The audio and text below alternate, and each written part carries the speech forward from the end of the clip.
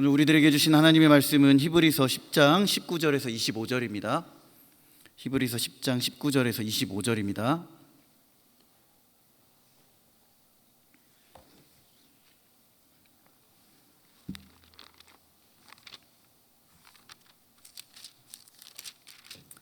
네, 우리 한 절씩 읽고요. 마지막 절 같이 읽도록 하겠습니다. 먼저 19절의 말씀 읽도록 하겠습니다. 그러므로 형제들아, 우리가 예수의 피를 힘입어 성소에 들어갈 담력을 얻었나니 그 길은 우리를 위하여 휘장 가운데로 열어놓으신 새로운 살 길이요 휘장은 곧 그의 육체니라. 또 하나님의 집 다스리는 큰 제사장이 계심에 우리가 마음의 뿌림을 받아 악한 양심으로부터 벗어나고 몸은 맑은 물로 씻음을 받았으니 참 마음과 온전한 믿음으로 하나님께 나아가자. 또 약속하신 이는 미쁘시니 우리가 믿는 도리의 소망을 움직이지 말며 굳게 잡고 서로 돌아보아 사랑과 선행을 격려하며 모이기를 패하는 어떤 사람들의 습관과 같이 하지 말고 오직 권하여 그날이 가까움을 볼수록 더욱 그리하자. 아멘. 할렐루야. 오늘도 우리 주님의 은혜와 사랑이 이 예배 가운데 또 우리의 가정과 자녀들에게 있기를 간절히 소망합니다. 우리 앞뒤 좌우로 좀 이렇게 진지하게 인사하실까요? 소나트를 날려주시면서 주님의 온기로 사랑하겠습니다. 네, 한 번 더 인사하시겠습니다. 당신의 얼굴에서 예수님이 보이십니다. 네, 어떻게 상대방의 모습에서 예수님의 형상이 좀 보이셨나요?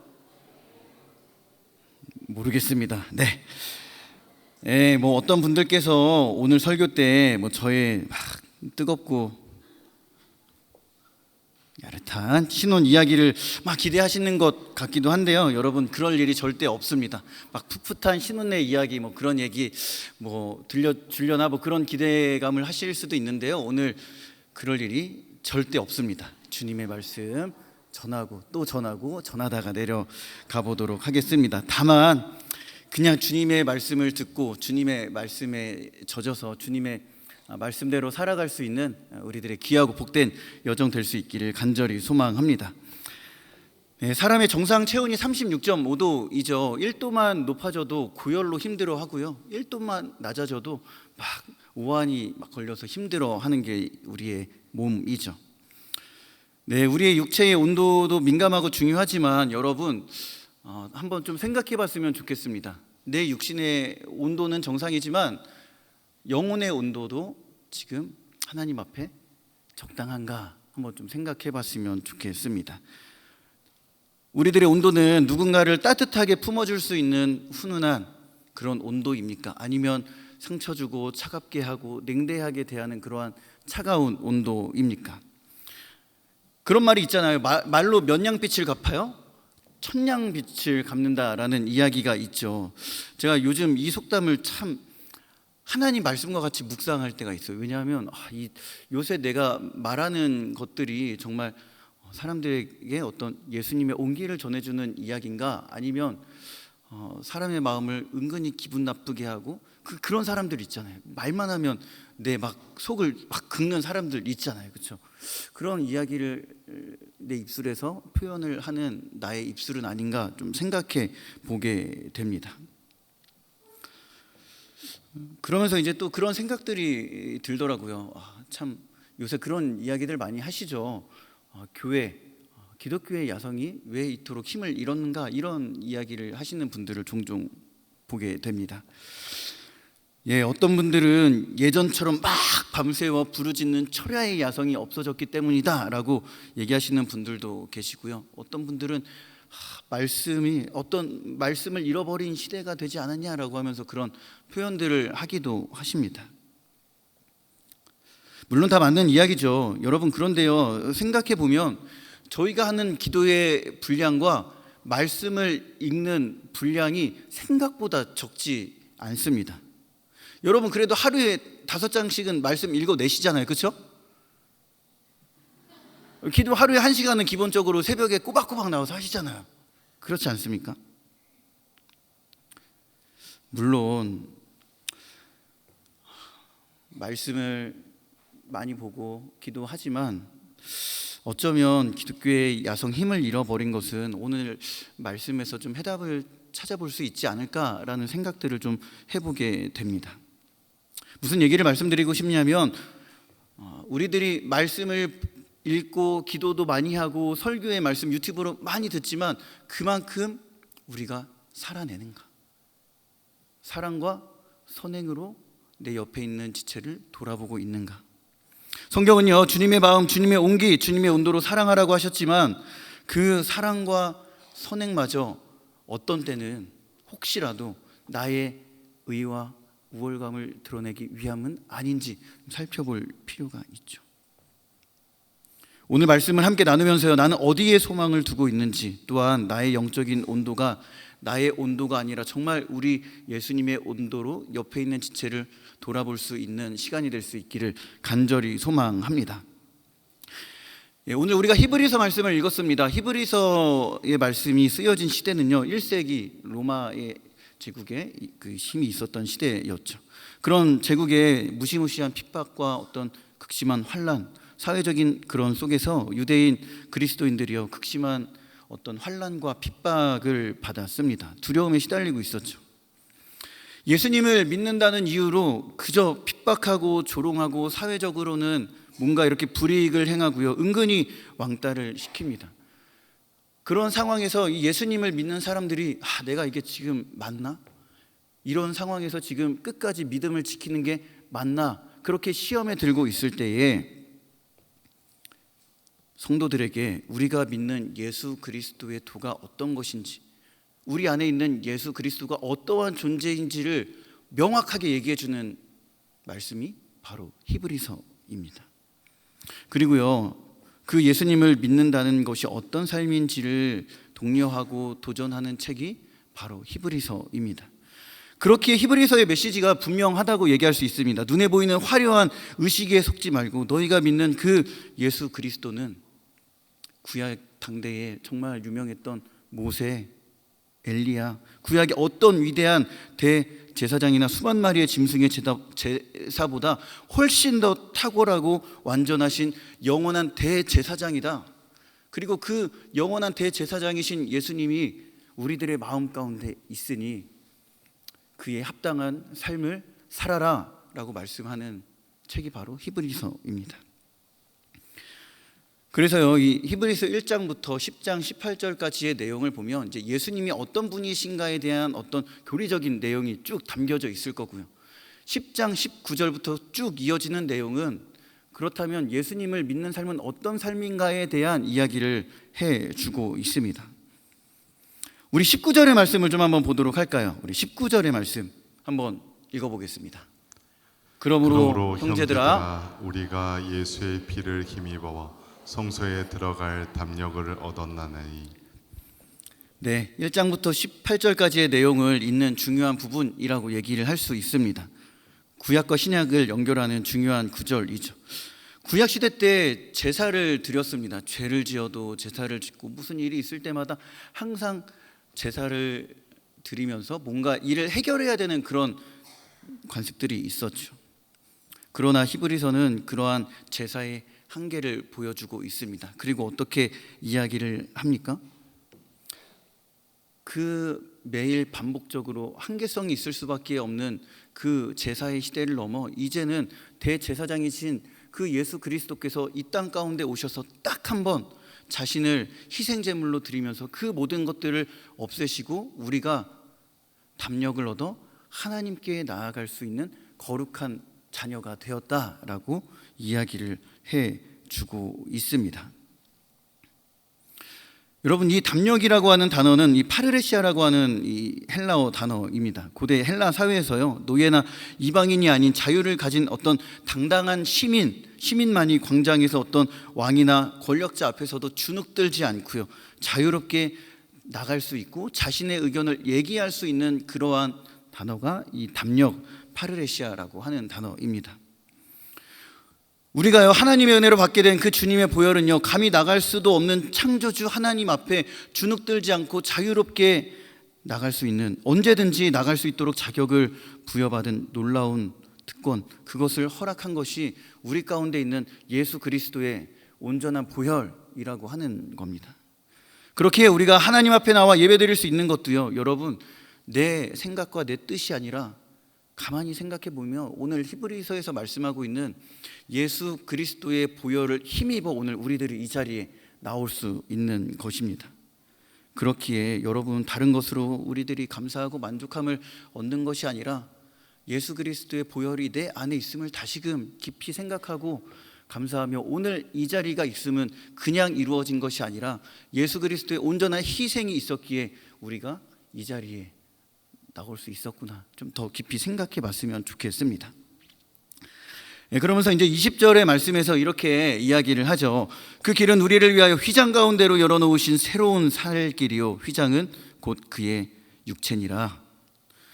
예루살렘 성전에 성소하여 지성소를 가로막고 있던 휘장의 두께는 여러분 거의 한 뼘 정도가 됩니다. 굉장히 두껍죠. 죄인인 인간이 하나님께 나아가는 길은요, 그렇게 어쩌면 구약시대를 생각해 보면 꽉 막혀 있었을지도 모르겠습니다. 그런데 그 모든 휘장이 찢어지고 우리가 하나님 앞에 온전히 나아갈 수 있었던 것은 다시금 우리 사랑하는 주님이 그 십자가에서 마지막까지 물과 피를 흘리시면서 숨을 거두시는 그 순간, 거대했던 그 휘장이 찢어지면서 우리들이 하나님께 나아가게 된 것이죠. 그 휘장은요, 위에서부터 아래로 온전히 찢어진 것이죠. 인간이 인간의 힘으로 밑에서 찢어낸 것이 아니라 하나님 아버지께서 당신의 능력으로, 희생으로 위에서부터 아래로 찢으시고 우리와 함께 소통하게 된 거라고 성경은 얘기를 해주고 있는 것입니다. 그렇기에 여러분 어떻습니까? 이제 우리는 죄로 인해 더 이상 두렵고 떨고 뭔가 초조해하는 그러한 존재, 신분이 아니라 늘 하늘 시민권자의 특권을 가지고요, 이제는 하나님 앞에 온전히 나아갈 수 있는, 그리고 그 하나님을 어떤 아버지로요? 아빠, 아버지로 부를 수 있는 그런 놀라운 특권이 주어진 것이죠. 그러면서 오늘 본문에 기록되어져 있기를 그런 우리들이 이제 새로운 살 길을 얻게 되었다라고 얘기를 해주고 있습니다. 그래서 이제 22절에 히브리서 기자가 이렇게 권면을 하죠. 우리 22절의 말씀을 한번 읽어볼까요? 우리가 마음의 뿌림을 받아 악한 양심으로부터 벗어나고 몸은 맑은 물로 씻음을 받았으니 참 마음과 온전한 믿음으로 하나님께 나아가자. 여러분, 하나님께 나아가는 것을요, 너무 어렵고 무겁고 힘들게 막 복잡하게 생각하지 않으셨으면 좋겠습니다. 사탄은, 마귀는 계속적으로 우리들을 참소합니다. 너가 일주일 동안 얼마나 엉망으로 살았는데 너의 그 삶 자체로 하나님께 나아갈 수 있겠니? 너의 삶을 돌이켜봐라. 하나님 앞에 당당히 그렇게 설 수 있겠느냐? 무슨 염치로 도대체 이 예배당에 나오느냐라고 그렇게 참소합니다. 여러분, 우리는 그런 참소에 속을 필요가 없죠. 우리가 하나님께 나아가는 것은요, 내 공로입니까? 아닙니다. 내 행실의 완벽함 때문도 아닙니다. 세상의 먼지와 죄악으로 더럽혀진 우리의 그 약한 악한 양심을 십자가의 보혈로 씻어내는 그 참된 마음, 우리 사랑하는 주님이 십자가에서 내 모든 죄값을 다 지불하셨다는 그 온전한 믿음, 그거 하나 꽉 붙잡고 나아가는 것 아니겠습니까? 그저 그냥 내가 있는 모습 그대로, 죄가 또 죄의 먼지가 많이 묻어있는 내 삶의 모습, 인생일지 모르지만 그럼에도 불구하고 예수 그리스도의 보혈이 내 마음 가운데 있다면 우리들은 그저 하나님께 나아가면 되는 것이죠. 23절의 말씀을 보십시오. 23절에 어떻게 되어 있습니까? 또 약속하신 이는 미쁘시니 우리가 믿는 도리의 소망을 움직이지 말며 어떻게 잡으라고요? 굳게 잡아라 얘기를 하죠. 참, 세상을 살다 보면 참 우리의 인생이 내가 생각하는 것처럼 잘 되지 않을 때가 많이 있습니다. 내 의지, 내 굳은 결심도요, 작심삼일로 끝날 때가 굉장히 많이 있죠. 그런데 성경은요, 우리의 소망이 흔들리지 않는 그 근거를 나의 열심, 나의 힘, 나의 악력에 두는 것이 아니라 오히려 약속의 말씀을 주신 미쁘신 하나님에게만 그 소망의 근거를 두라라고 말씀하고 계십니다. 여러분은 소망의 근거를 요새 어디에 두고 계십니까?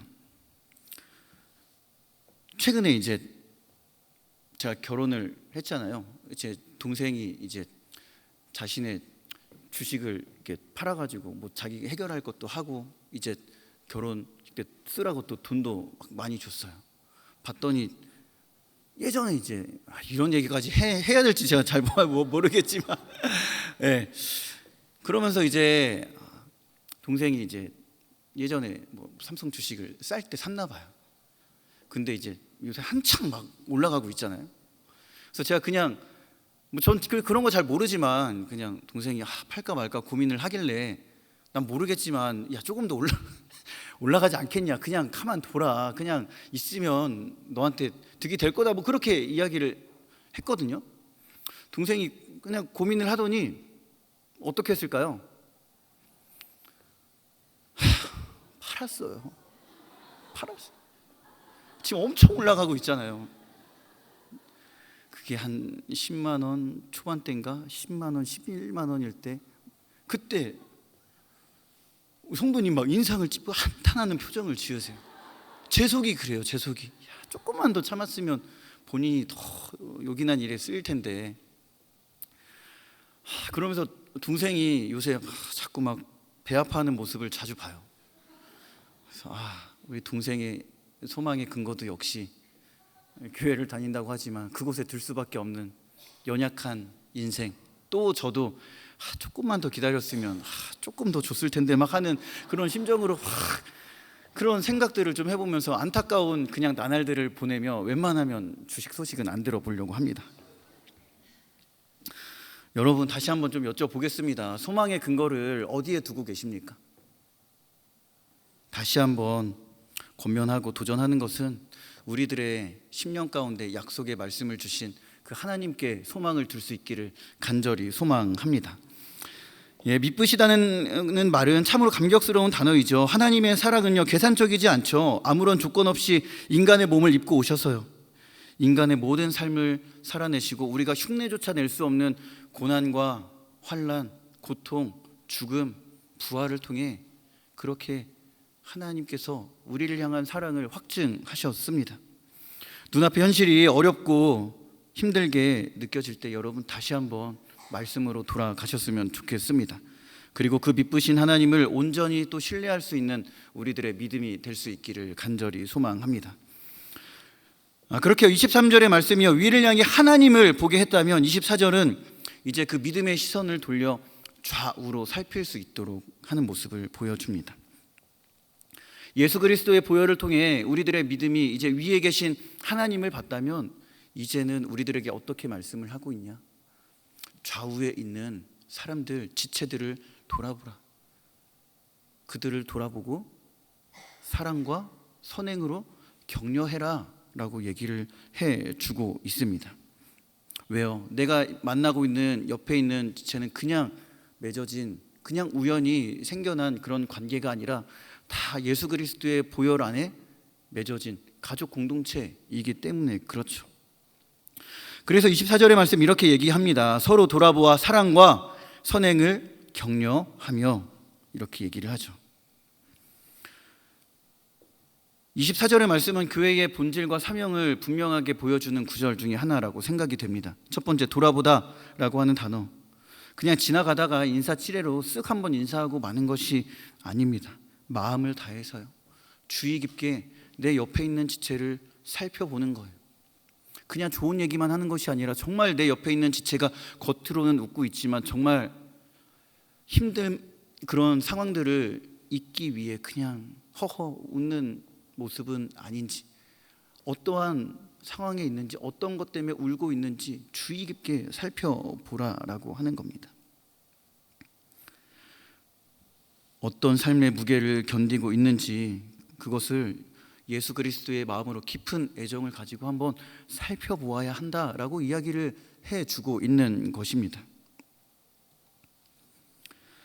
두 번째는요, 우리가 돌아보아야 할, 그리고 또 격려해야 할 두 가지 열매, 바로 사랑과 선행이죠. 어떤 학자는요, 이 구절을 설명할 때 사랑이라고 하는 것은 우리 마음속에 있는 내적인 원동력이다라는 그런 얘기를 해요. 그리고 선행은 그 사랑이 밖으로 표출되어지는 외적인 열매다라고 그렇게 이야기를 합니다. 또 어떤 목사님은 사랑이라고 하는 것은 정말 이타적이고 희생적인 태도라고 얘기를 합니다. 그러면서 선행은 그 태도가 구체적인 행동과 섬김으로 나타나는 것이 선행이다라고 이렇게 얘기를 하고 정의 내립니다. 사랑 없는 선행은 위선일 수 있고요, 선행 없는 사랑은 죽은 감정에 불과하다라고 그렇게 표현을 하고 있습니다. 여러분, 우리가 누군가를 불쌍히 여기고 긍휼히 여기는 마음이 사랑이라면 그 사람을 위해 내 주머니를 열어서 밥 한 끼 사주고요, 위로의 전화를 걸고요, 함께 웃고 울어줄 수 있는 그 시간을 내어주는 구체적인 행위가 선행이다. 성경은 우리들에게 얘기를 해주고 있는 겁니다. 그래서 이 사랑과 선행은 함께 가야 된다. 그것이 함께 갈 때 진정으로 서로를 돌아보고 격려하는 것이다. 성경은 우리들에게 얘기를 해주고 있습니다. 그러면서 이 사랑과 선행을 격려하며라고 할 때 이 격려하다라고 하는 단어가 참 재밌습니다. 이 단어가요, 본래 어떤 의미를 가지고 있냐면 뾰족한 것으로 푹 찌르는 것을 얘기합니다. 그리고 그 옆에 있는 사람을 도발하고 자극한다라고 하는 뜻을 가지고 있어요. 보통은 사람을 화나게 할 때 쓰는 부정적인 단어인데 성경은 이것을 완전히 거룩한 쪽으로 표현을 하고 있습니다. 교회 안에서 잠자고 있는 나태해진 내 지체의 옆구리를 영적으로 찌르라라고 하는 겁니다. 이런 말씀을 드리면 또 어떤 분들은 말씀을 고지고대로 믿고 정말 이따가 옆에 있는 분의 옆구리를 팍 찌르면서 상대방의 마음을 불쾌하게 할 수 있을지 모르겠지만, 여러분, 그렇게 하는 것이 아니라 정말 그리스도의 보혈에서 비롯된 마음으로 주님의 온도와 온기로 사랑과 선행의 모습을 보이면서 내 옆에 있는 지체를 그렇게 거룩함으로 도발하고 자극시켜서 내 옆에 있는 지체도 그렇게 나아갈 수 있도록 하라라고 하는 것이 이 단어인 것이죠. 여러분, 옆에 있는 분을 유심히 한번 몰래 살펴보십시오. 영적인 눈이 흐리멍텅하신가요? 쿡쿡 찔러주십시오. 그리고 그 분과 함께 정말 오늘 말씀에서 주어진 것처럼 사랑과 선행으로 서로를 격려하고 돌아볼 수 있는 영적인 눈과 마음, 행함이 우리들의 마음 가운데 있어야 되는 것이죠. 간절히 바라는 것은 우리 거룩한 빛 운정교회 모든 우리 성도들은 정말 사랑과 선행을 있는 힘껏 해나갈 수 있는 믿음의 공동체가 될 수 있기를 간절히 소망합니다. 그러면서 25절의 말씀 이렇게 얘기를 합니다. 모이기를 패하는 어떤 사람들의 습관과 같이 하지 말고 오직 권하여 그날이 가까움을 볼수록 더욱 그리 하자라고 말씀합니다. 시대가요, 점점 개인주의화되죠. 교회에서조차도 모이는 게 사실 쉽지 않아 버린 그러한 시대가 되어 버렸습니다. 신앙생활도 요새는 조금 귀찮으면 집에서 그냥 유튜브로, 인터넷으로 그냥 예배 드리면서 그렇게 한번 예배 드렸으면 끝이야, 그냥 일주일은 그냥 그런 대로 살아가도 돼라고 하는 사람들의 모습을 심심치 않게 봅니다. 그걸로 위안을 삼고 합리화시키죠. 그리고 왜 모이기를 싫어할까? 힘들죠. 귀찮고 내 뜻이 잘 받아들여지지도 않는 것 같고요, 상처받고 부대끼고 피곤하다는 이유로 막 모이기를 힘쓰지 않는 모습들도 보게 됩니다. 여러분, 그런데요, 저보다 신앙생활을 더 오래 더 해보셔서 아시잖아요. 이 믿음이라고 하는 거, 신앙생활이라고 하는 게 어떻게 그냥 내 혼자의 힘으로 됩니까?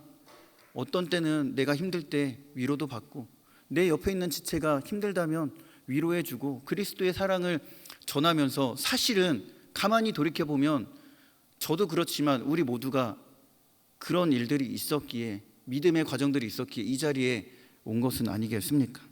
그렇게 부대끼면서 깎이고요, 내 모난 곳을 발견하고 다듬어지는 곳, 그렇게 영적인 훈련을 하는 것이 바로 이 교회 아니겠습니까? 여러분, 간절히 바라는 것은 주님이 다시 오실 때까지. 주님 오실 날이 정말 조금씩 더 가까워지고 있지 않습니까? 그럴 때일수록 우리들 이 말씀에 사로잡혀서 옆에 있는 지체들을 돌아봤으면 좋겠습니다. 그런 것 같아요. 참 교회의 가장 큰 적은 이렇게 생각해 보면 다른 것이 아니라 저만 봐도 그렇거든요. 저만 봐도 참 교회 나오기 힘들고 어떤 교회의 어떤 큰 독이라고 한다면 다른 것이 아니라 서운함입니다. 서운함. 여러분 교회 다니시면서 다 서운한 일들이 있으셨죠? 그럴 때 교회 나오시기 편안하셨나요? 쉽지 않습니다. 교회 나오는 게 여간 불편한 게 아니죠. 어떤 분들은 그래요. 왜 우리 목사님은 왜 나만 안 알아주시지? 자, 가끔씩 그런 얘기를 해요. 저는 혼자지만 만나는 성도님들은 여러분이세요. 그렇죠? 어떤 때는 정말 인사를 할 수도 있지만 어떤 분들은 실수로 지나치고 막 인사를 못할 때도 있어요. 그런데 그거 가지고 왜 인사 안 하냐? 최대한 노력하고 있다고요. 근데 놓친 걸 어떻게 하겠습니까? 그러면서 서운하다고 하시는 분들의 말씀도 들어요. 내가 교회를 위해 얼마나 수고했는데 사람들이 나를 막 이렇게 대하냐? 남편이 내가 얼마나 가정일 열심히 하는데 그거는 몰라주고 맨날 또 뭐 밥해라, 뭐 밥해라, 또 밥해라, 뭐 이런 얘기 하고 있고. 참 여러분, 그런데요, 우리 성경은요, 그 서운함에 있는 내 안에 자라나고 있는 서운함의 씨앗을 그대로 방치하지 말라고 합니다. 왜요? 그것이요 자라기 시작하면 영혼이 병들고 죽어가고요, 교회를 분열시키기 때문에 그래요. 여러분, 이단이나 세상의 핍박보다 무서운 것이요 다른 것이 아니에요. 내 안에 사로잡고 있는 서운함입니다. 또 어떤 분들은 이런 얘기했다고 서운해하실까 봐 막 제 마음이 또 막 두렵고 떨리고 막 이따 피해 다닐지도 모르겠지만, 여러분, 서운함이 요동칠 때 어떻게 해야 되겠습니까? 내 마음 좀 알아달라, 열심히 섬겼지만 텅 빈 내 마음 어떻게 해줄 거냐, 좀 나 좀 알아달라, 채워달라라고 누군가에게 요구하고 싸워야 될까요? 그렇지 않습니다. 다시금 그 신앙의 시선이 나를 향하고 있다면 다시금 위에 계신 하나님을 바라보아야 합니다. 세상적인 사랑은요, 내가 1을 주면 상대도 1을 줘야죠. 채워나가야 됩니다. 그런데요, 우리의 사랑은 상대방이 무언가를 굳이 채워주지 않아도 우리가 사랑할 때 우리의 마음을, 텅 빈 마음을 누가 채워줍니까? 여기 있는 목회자가 채워주겠습니까? 그렇지 않습니다. 위에 계신, 그리고 여전히 우리들의 마음 가운데 계신 하나님이 채워주시죠. 그렇기 때문에 우리는 그냥 옆에 있는 최중구 목사처럼 바보스럽지만 그냥 바보처럼 그냥 그렇게 사랑하면 되죠. 여러분, 그렇게 우리의 믿음 안에서 보여지고 있는 사랑과 선행도 이제는 조금 더 성숙해져야 되지 않겠습니까? 무엇은 익을수록 고개를 숙인다고 하더라고요. 벼가 그렇잖아요. 그렇죠? 신앙의 연수가 더해 갈수록 여러분, 우리들의 믿음, 그 안에서 보여지고 있는 선행과 사랑은요 점점 더 고개를 숙여 나가야 할 것처럼 보여집니다. 커피를 내릴 때도요, 저도 가끔씩 이렇게 모르겠어요. 어울리는지는 모르겠지만 이따금씩 드립 커피를 막 주머니 한 손 넣고 탁 이렇게 가오 잡으면서 내려요. 이렇게 탁 내리면서 막 향이 힘취하면서 그냥 나 좀 괜찮네, 막 그냥 혼자 이상한 착각을 할 때가 있거든요. 근데 이 커피를 내릴 때요, 100도씨에 엄청 펄펄 끓는 뜨거운 물에 이 드립 커피를 내리지 않아요. 한 85도에서 95, 편차는 있겠지만 85도에서 한 95도 사이에 있는 물로 커피를 내립니다. 그게 그 커피를 내리는 적정한 물의 온도이기 때문에 그래요. 여러분, 우리의 사랑도 온도 그리고 온기가 중요합니다. 어떻게요? 지금 옆에 있는 지체를 사랑할 때 그 사랑하는 온도가 나의 온도인지 아니면 주님의 온기, 주님의 온도와 마음으로 사랑하고 있는지 우리들의 행함을 좀 살펴볼 필요가 있습니다. 최근에 이제 시골 교회에서 사역하는 젊은 사모님의 이야기가 참 요새 많이 이 기독교 방송을 통해 또 이렇게 SNS를 통해 많이 이렇게 전해지는 모습을 보게 됩니다. 참 저보다 더 젊어 보이시더라고요. 그런데 그 젊은 나이에 남편 목사님과 함께 알아주지도 않는 척박한 그런 곳에 가서 이제 사역을 감당하시더라고요. 성도도 없고요, 재정도 없는 그러한 상황 가운데 이 사모님이 매일 새벽마다 그냥 새벽 제단을 쌓으셨나 봐요. 그런데 어느 날 기도하시면서 하나님께서 이 사모님의 마음에 그런 감동을 주신다고 하더라고요. 그냥 기도만 하지 말고 직접 찾아가서 그 사람들을 먼저 돌아봐라. 오기만을 기다리지 말고 먼저 찾아가서 사랑과 선행을 베풀어라. 그때부터요, 이 사모님이요 전도지를 막 돌리기도 했지만 전도지를 돌리는 대신 교회 주변에 혼자 사시는 그러한 어르신들, 폐지를 줍는 분들, 상처받고 외로운 그런 이웃들을 직접 찾아다니기 시작했대요. 반찬이 필요하면 반찬도 주시면서 필요한 것들을 그렇게 제공했다고 합니다. 그분들에게 뭐 거창한 성경 공부나 뭐 부흥회 이런 것들을 한 게 아니에요. 그저 그냥 따뜻한 그 밥 한 끼, 본인이 지은 그런 밥 한 끼, 그리고 필요한 것들을 채워주고요, 그저 이야기를 들어줬다고 합니다. 어떤 분들은 정말 그 손톱조차 깎기 힘든 어르신들 손톱을 일일이 탁탁탁탁 깎아주면서 그렇게 직접 나가서 사랑과 선행을 실천했다고 합니다. 상우님이요, 이 작은 선행들이요 얼어붙었던 이웃들의 마음에 어떤 거룩한 도발처럼 이렇게 되어졌나 봐요. 사실 시골 교회 가보면 한 명 전도하기가 쉽지 않다는 사실 너무나 잘 아시잖아요. 그런 분들이 이제 그런 어르신들이 그런 생각을 했대요. 도대체 저분은 뭐길래 우리를 이렇게 챙겨주시나. 그러면서 이제 조금씩 그 교회와 지역이 변화가 되기 시작했다고 하더라고요. 그 사모님의 따뜻한 밥과 눈물의 기도에 녹아진 그 어르신들이 하나둘씩 교회에 오기 시작하더라고 하는 거예요. 전도지를 그렇게 돌려도 오지 않던 영혼들이요, 이제는 직접 찾아가 사랑과 선행으로 격려하는, 돌아보는 그 행함을 통해 그 교회 어르신들이, 주변에 있는 교회 어르신들이 마음 문을 열고 교회에 온다라고 하는 이야기들을 들었습니다. 여러분, 우리가 하고 있는 사랑과 선행이요 작은 것 같지만 절대 작지 않습니다. 그 사랑과 선행이 죽어져가고 얼어가고 있는 한 영혼을 살리고 다시금 하나님께로 돌아오게 하는 놀라운 주님의 역사를 볼 수 있기 때문에 그런 것이죠. 말씀을 좀 맺어볼까요? 사랑하는 우리 운정의 성도 여러분, 하나님의 사랑을 받으셨습니까? 다시 한번 여쭤보겠습니다. 하나님의 사랑을 온전히 받으셨습니까? 예수님의 보혈이 여전히 내 마음의 흔적에 깊이 새겨져 있음을 믿으십니까?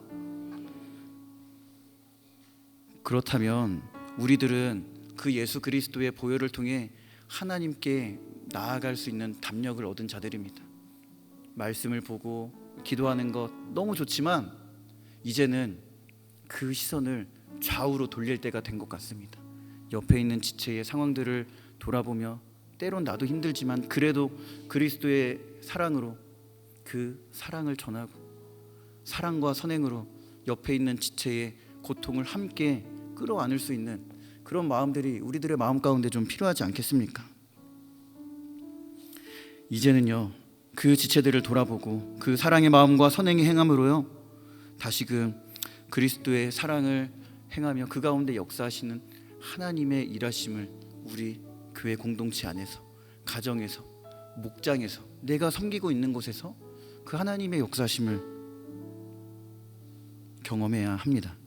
이제 곧 예배가 끝나면 교회 밖으로 나가게 됩니다. 여러분, 교회 밖을 나가기만 해도 우리가 사랑과 선행을 작지만 실천할 수 있는 곳이 굉장히 많이 있습니다. 그냥 농담으로 하는 얘기니까 들어주세요.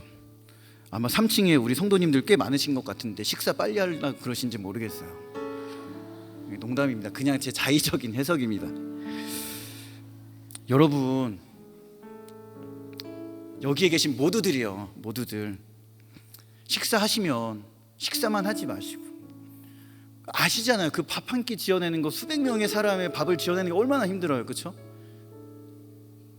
맛이 있을 때도 있고, 때로는 너무 건강하게 나와서 정말 내 피부도 막 초록초록해지는 일들을 경험하는 것 같은데, 그래도 사랑과 정성으로 지어낸 거 아니겠습니까?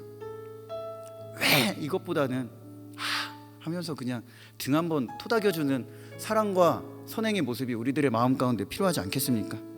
조금만 더 얘기해 볼까요? 예배를 위해 수고하는 수많은 분들이 계십니다.